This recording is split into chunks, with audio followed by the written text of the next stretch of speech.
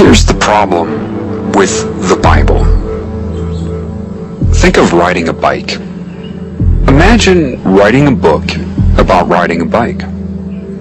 You lay it all out, a really thick book, telling you the nature of the bike and how to ride it, how to balance what the bike is, what you should do, where you can go, how to properly ride a bike. And you give this to people, and they've never ridden a bike, but you make them memorize the book, forwards and backwards, and they all memorize it real well.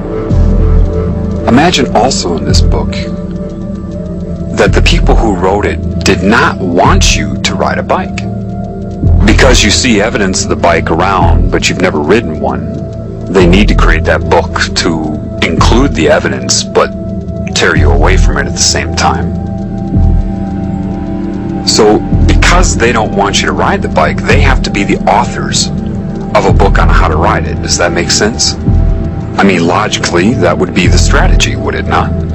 If you want to control people and keep them from being able to ride a bike, then you have to be the one in charge of all the information about the bike and all the instructions on how to ride it. So what you're going to do is you're going to mess it up. Imagine adding things in, like to properly ride the bike, you have to make sure that you lean all the way to the left. And remember, you're not good enough to ride the bike. You don't really deserve to ride the bike. And the bike is angry with you, and you're going to have to beg the bike for mercy, and the odds that you're going to be able to do it successfully are almost nil. But memorize the book anyway.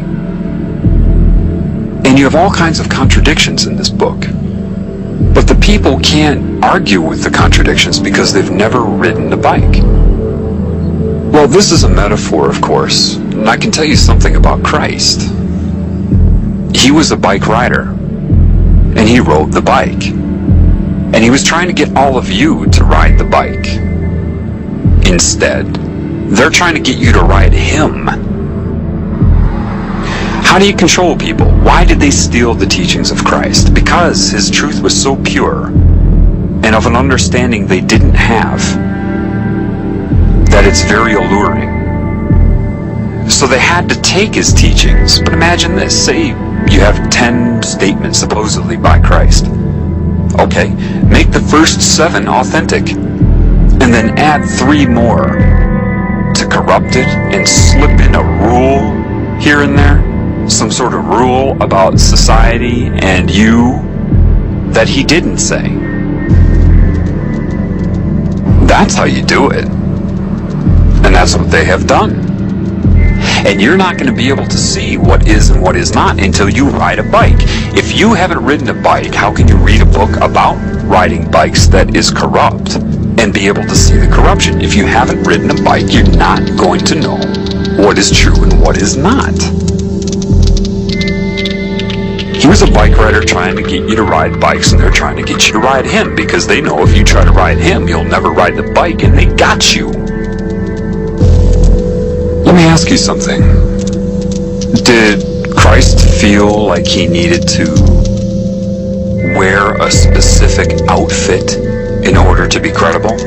Oh, that's right. No, he didn't. What book was this man regurgitating from?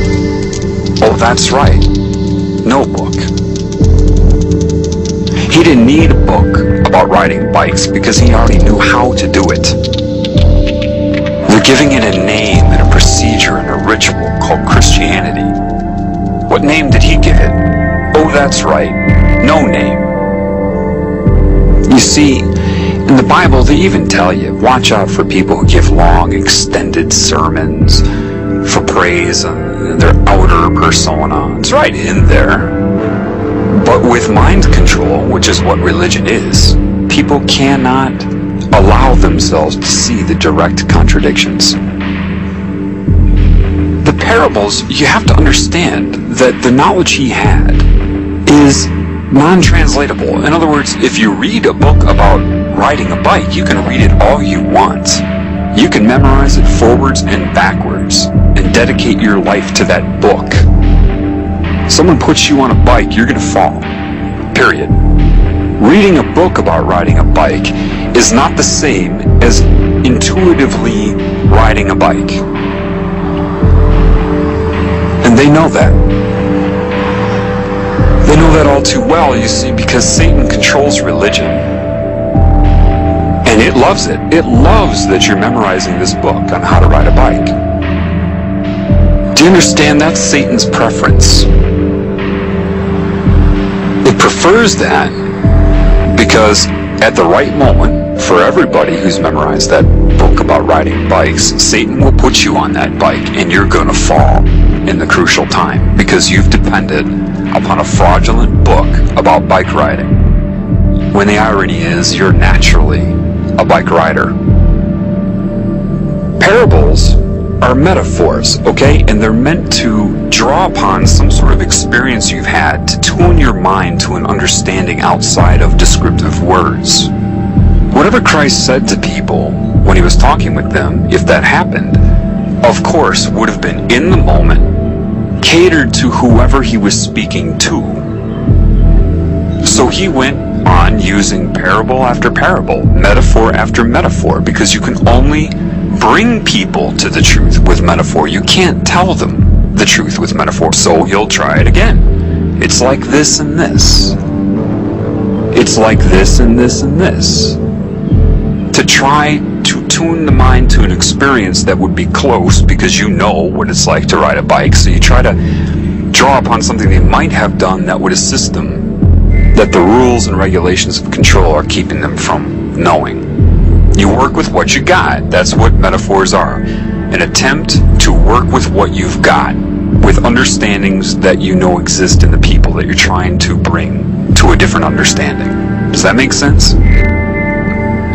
The problem is, the majority of these used car salesmen everybody calls priests, is that they're not qualified to teach you about spirit. You've been told that they are, but they're not. Do you understand that they are practicing occult Satanism, whether they know it or not? Some of them were probably indoctrinated into Catholicism. Others were indoctrinated into Satanism and are posing as Catholic priests. Either way, they're recruiting and manipulating people with it. And if somebody does know about the occult side of it, they're not going to tell you anyway, so you have to know the truth in order to be able to see this. They're not qualified to teach you about spirit. Why? Because even if their intentions are good, they've learned about God from the Bible. These people aren't qualified to teach you about spirit any more than somebody's qualified to teach you how to ride a bike who's only read a book about riding a bike, and a fraudulent one at that, and has never ridden one themselves. They're not qualified. But because the mind control is so stiff and so strong, and there's so much fear of the unknown attached to it, the people that desperately want to ride a bike but have been programmed with this would rather kill somebody who can show them how to ride the bike because of the fear and the mind control, which is what happened to Christ. Catholicism is pure Satanism. The problem is you shouldn't need to be told that. You should be able to see that. Priests that come out and need their audience and admiration in their temple. Why does God need a temple, a building? What? It means nothing. But they get off on that because everybody gives the priest their love. Oh, I gotta be nice to a priest so I get into heaven. They don't give anything back. They just absorb the love, which is what a lot of spiritual, quote, gurus do. They absorb your energy through admiration. Let go of the book. Trust yourself. Listen, you won't believe this, but you were designed to ride that bike. That's your very design, and the book is keeping you from knowing that you naturally know how to ride it. Forget the rigidity of this book. Trust your instinct. The only way you can understand the parables given by whoever that man was is to learn them via your spirit in congruence with the spirit. Gain the knowledge so that you can look at the book and see what is true. Meaning, put the book down. It's not going anywhere. Put it down. And don't do it ritualistically through words. I'm going to pray for so-and-so and the Lord be thy name, blah, blah. That's all ritualistic and wrong. And if you pray like that, you're doing it from the mind and not the heart, and Satan knows that, which is why it wants you to use ritualistic prayer with words. And Christ knew that Satan would do that, which is why he would say, don't mindlessly mouth words. Trust your instinct. You have to stop the meaning you're projecting so that the real meaning can be revealed to you.